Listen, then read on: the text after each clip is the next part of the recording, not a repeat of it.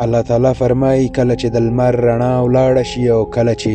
ستوري ټیټ خواره واره او بېنوره شي او کله چې غرونه وخوځول شي او کله چې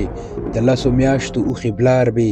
پرېښودل شي او کله چې ځنګلي ځناور راغونډ او ټول سره یو ځای کړی شي او کله چې سمندرونه د اور په شان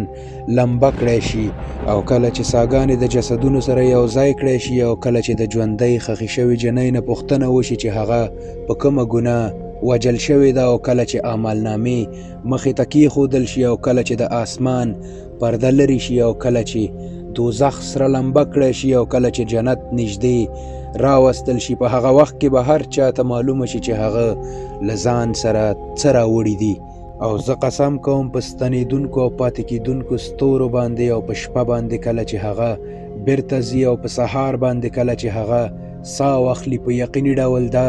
د یو بزرګ پیغام راوړونکي یعنی جبرائیل علیه السلام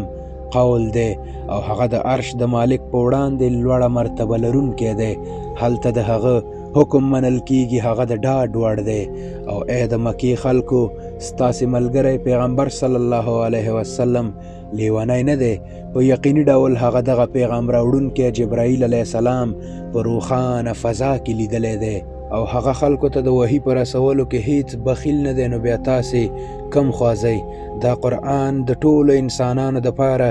نصیحت دی د هر هغه چا دپاره نصیحت دی چې غواړي په سمه لار لاړ شي او ستاسې په غوښتنه باندې هیڅ نه کیږي تر څو چې د عالمیانو پروردګار یعنی الله